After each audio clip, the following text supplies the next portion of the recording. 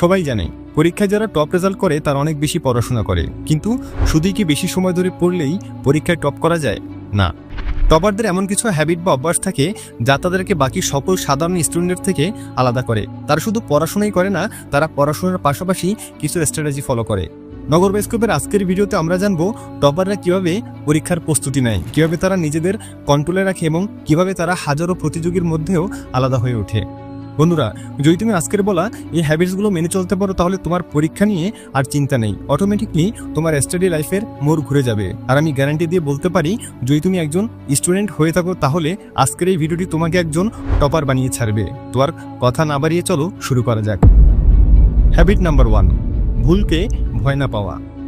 পরীক্ষা মানেই চাপ, রেজাল্ট মানেই টেনশন, রেজাল্ট মানেই ভয়। আর সেই ভয়টা সবচেয়ে বেশি হয় ভুল নিয়ে। আমরা অনেকেই ভাবি একটা প্রশ্নের উত্তর ভুল হয়ে গেলে আমি ব্যর্থ, একটা নাম্বার কম পেলেই আমি শেষ। কিন্তু টপাররা কি কখনো ভুল করে না? তারা কি সবসময় সঠিক থাকে? না, তারাও তো ঠিক আমাদের মতোই মানুষ, তাদেরও ভুল হয়, তারাও ব্যর্থ হয়, নম্বর কম পায়।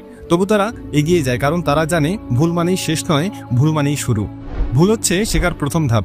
আমরা যখন হাঁটতে শিখি তখন বহুবারই তো পড়ে যাই, কিন্তু তাই বলে কি আমরা হাঁটা শেখা বন্ধ করে দিয়েছি? না, বারবার পড়ে যাওয়ার পরেও আমরা হাঁটা শিখেছি। ঠিক সেভাবেই পরীক্ষার প্রস্তুতিতে ভুল হওয়া মানেই শেখার সুযোগ। ভুল হওয়ার পর সেটা নিয়ে মন খারাপ না করে তারা ভুল খুঁজতে শুরু করে, যে আমি কোথায় ভুল করেছি, এই ভুলটা বারবার কেন হচ্ছে, এর সমাধান কি? এই সমস্ত প্রশ্নই তাদের মাথায় বারবার ঘোরাফেরা করতে থাকে। টমাস এডিসনের একটা কথা আমি প্রায় সময় বলি, I have not failed, I have just found 10,000 ways that won't work. সে যদি তার ভুলকে ভয় পেত তাহলে তুমি আজ লাইট জ্বালাতে পারতে না। Steve jobs, APJ Abdul Kalam, Nikola Tesla, তাদের জীবনে ভুলের পর ভুল, ব্যর্থতার পর ব্যর্থতা, কিন্তু তারা থেমে থাকেনি। তারা জানতো ভুলের মানেই হলো সঠিক উত্তরের আরও কাছাকাছি যাওয়া।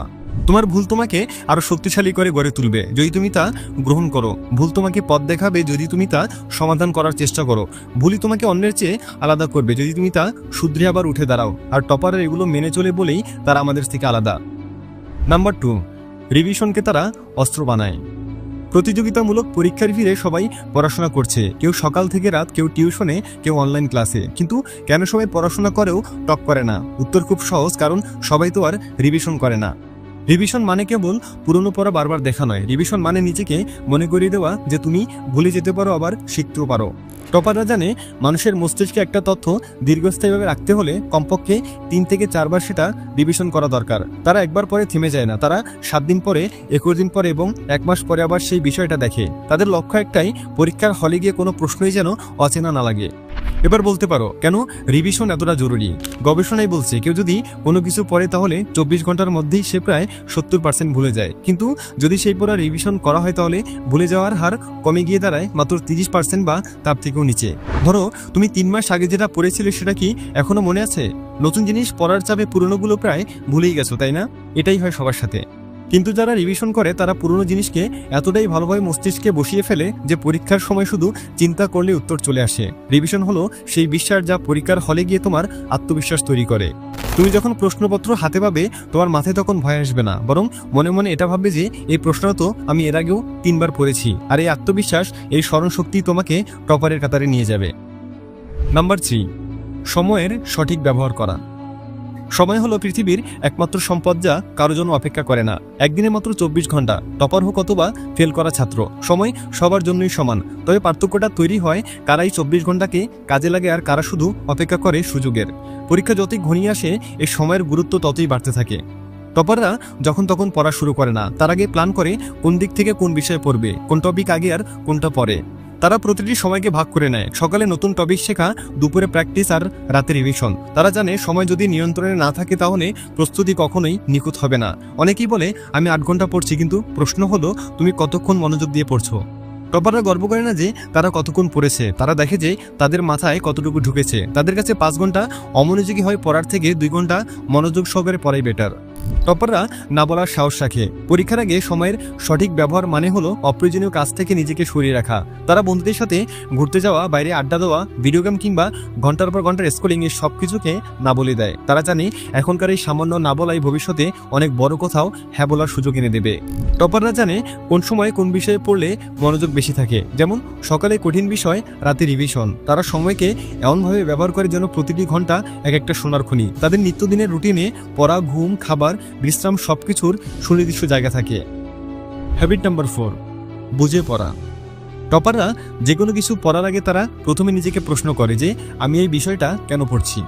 কারণ তারা জানে মুখস্থ করে পরীক্ষায় পাশ করা যায়, কিন্তু বুঝে না পড়লে একসময় হোঁচট খেতেই হবে। তাই তারা যে কোনো কিছুই বুঝে পড়ার চেষ্টা করে, এরপর নিজে নিজে প্রশ্ন তৈরি করে এবং সেগুলোর সমাধান করে।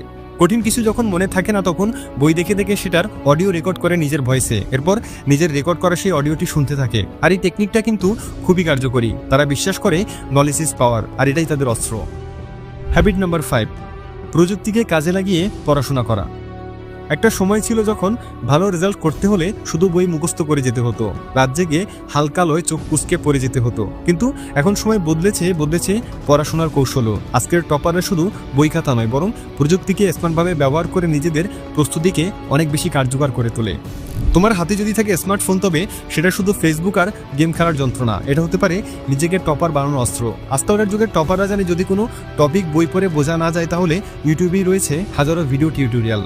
সায়েন্স, ম্যাথ কিংবা হিস্টোরি সব বিষয়ের জন্য রয়েছে ভিজুয়াল ব্যাখ্যা, যা কঠিন বিষয়গুলোকে সহজ করে দেয়। এবং এগুলো থেকে তারা প্রতিদিন নতুন জিনিস শিখে নেয় আর পুরনো টপিকগুলোকে ঝালাই করে নেয়। এখন আর আগের মতো অতটা খাতা পড়ে নোট লেখার দরকার পড়ে না। গুগল কিপ ও ন্যাশনের মতো অ্যাপে তারা smart notes, charts, mind map বানিয়ে সেভ করে রাখে। পাশাপাশি এর আরেকটি সুবিধা হলো যে কোনো সময় যে কোনো জায়গায় রিভিশন দেওয়া সম্ভব। ফোন খুললেই সব হাজির। টপাররা শুধু পড়ে না, বিভিন্ন অ্যাপ ব্যবহার করে অনলাইন ভিত্তিক পরীক্ষা দিয়ে নিজের প্রস্তুতিও যাচাই করে, যার ফলে তাদের আত্মবিশ্বাসটাও বাড়ে। তাছাড়া গুগল, চ্যাটজিপিটি এগুলোর ব্যবহার করে বিভিন্ন অজানা ইনফরমেশন কালেক্ট করে, যেগুলো তারা পরীক্ষার খাতায় তুলে ধরে সহজেই শিক্ষকদের অ্যাটেনশন গেইন করে, যার ফলে সহজেই মার্কস তোলা পসিবল হয় তাদের জন্য। অর্থাৎ আজকের পড়াশোনা শুধু কাগজ কলমের মধ্যে সীমাবদ্ধ নেই। যার হাতে স্মার্টফোন আছে তার হাতে রয়েছে জ্ঞান ভান্ডার। কিন্তু প্রশ্ন হলো তুমি সেটাকে কিভাবে ব্যবহার করছো। টপাররা ফোনে স্ক্রল করে না, তারা শিখে। সুতরাং বুঝতেই তো পারলে টপাররা আলাদা কেউ নয়, তারা তোমার মতোই সাধারণ মানুষ, কিন্তু তারা নিজের সময়, চিন্তা, মনোযোগের ইচ্ছা শক্তিকে অসাধারণভাবে ব্যবহার করে। এগুলো সঠিকভাবে ব্যবহার করতে পারলে টপার হওয়া থেকে তোমাকেও কেউ ঠেকাতে পারবে না। আজকের মতো এখানেই বিদায় নিচ্ছি। দেখা হচ্ছে পরবর্তী ভিডিওতে। ততক্ষণ পর্যন্ত সাবস্ক্রাইব করে নগর বাইস্কোপের সাথেই থাকো। Thanks for watching.